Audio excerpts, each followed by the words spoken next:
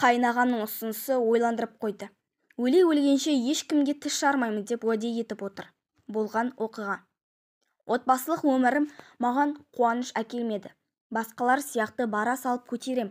Бір жылдан кейін бөпелі болам деген арманымның күл-талқаны шықты. Оған 3 жылға дейін мән бермей жүр едік. Енем марқұмда. Бастарың жас, не асығыс. Құдайдың өз жоспары бар. Пешенеге жазылғанын көресіңдер деп жұбатып отыратын. Бірақ бізден кейін үйленген достарымыздың алды 2-3 балалы болғанын көргенде шындап ойланып едік. Оның үстіне менің әке-шешем неғып жүрсіңдер, ертерек тексеріліп, тиісті ем-домдарыңды алсаңдаршы деп айта берді. Ақырында мамам күйеуім екеумізді алып Ташкентке жол тартты. Оған дейін күйеуім менен ешқандай кінә жоқ, өзің көріне берсей деп мойынсұнбайтын. Осы жолы мамам тығырыққа тақап қойды. Неге сен менің қызыма жауып бар проблеманы осының мойнына артып қойып жатсың? Саған бала керек емес пе? Әйеліңмен бірге барып тиісті тексерулерден өтпесең, қызымды 1 минутта қасыңда қалдырмаймын деп сөйлеп тастаған. Шегінерге жолы болмай Ташкентке тартып отырды. Мамам бүкіл шығынды өз мойнына алып, екеумізді мықты бір профессорға тексертті. 2 күн дегенде анализдеріміздің қорытындысы шығып, бүкіл проблема күйеуімізде екенін анықтадық. Жағдайы нашар, проценті тым төмен. Ол үшін ұзақ жыл емделу керек деп диагноз қойды. Мамам байғұс күйіп кете жаздады. Бәсе, бәленің бәрін менің қызыма жауып неше жылдан бері өзің емделе бер деп жібергенің тегін емес екен ғой. Сен мұны білдің бе деп күйеу баласын тағы да сұрақтың астына алды. Не керек? Сені мынамен 1 минутта қалдырмаймын. Өміріңді қорламай ертерек кет деп өзімен бірге төркініме әкетіп қалды. Бірақ махаббат деген қиын екен. 25-ке келіп әрең сүйіп тапқан күйеуімнен ажыраса салу оңай ма? Оның үстіне оның балалы болғысы келмеді дейсіз бе? Осындай кезде сүйеу боп қасында болмасам, онда менің адамгершілігім қайда? Осындай ойдың жетегімен ақыры күйеуіммен қайта қосылдым. Ақымақ, ертең осы ісің үшін өкінесің әлі деп мамам мен папам жылап-жылап қалды. Бізде әлі-ақ бәрі жақсы болады, емделеміз, балалы боламыз деп күйеуімді демеп, біраз жылды артқа тастадық.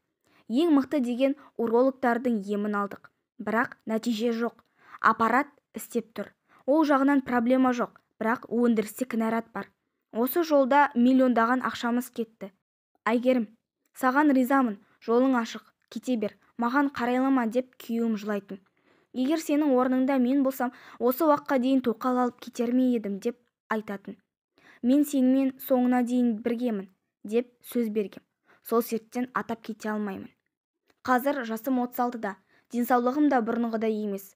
Уақыт өте келе әке-шешемнің ертең өкінесің, денсаулығың бола тұра туа алмау деген азап қой деп айтқаны шындап ойландыра бастады. Туғым келеді, өз баламның болғанын шындап аңсаймын. Сәбидің иісін құшырлана иіскегім келеді.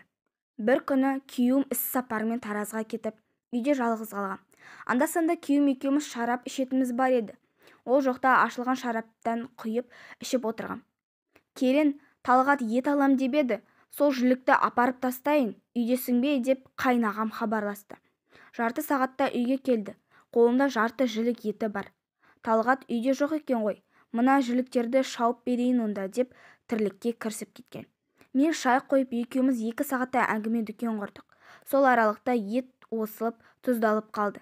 Әңгіме арасында қайнаға маған ерекше ұсыныс білдірді. Саған ризамын, бауырымның көңіліне қарап жалғыз тастап кетпей отырғаныңа ризамын. Бірақ қашанғы бұлай өмір сүресіңдер? Баласыз өмірдің мәні бар ма? Бір ұсыныс айтайын. Келіспесең бұл әңгіме айтылмайды деп есептерсің. Егер келіссең, онда өле-өлгенше бұл құпияны ішімде сақтап өтемін. Менімен төсектес бол. Менің балам бауырымның баласы болсын. Жетіскеннен айтып отырғаным жоқ. Ініме жаным ашиды, екеуіңді ойлаймын, деді де шығып кетті. Жан баласына айта алмаған құпиямды сіздерге жайып салып отырмын. Қайын-ағамның бұл ұсынысы мені 2 ұдай күйге түсірді. Егер менде ойы болса, осы уақытқа дейін бір еміреуін білдірер еді. Демек, інісінің жайын ойлап отыр-ау. Не істесем болады? Балалы болуды ойласам, бәріне көзді тарс жұмып, келісе салғым келеді. Ал күйеуім біліп қойса, не күйге түсем?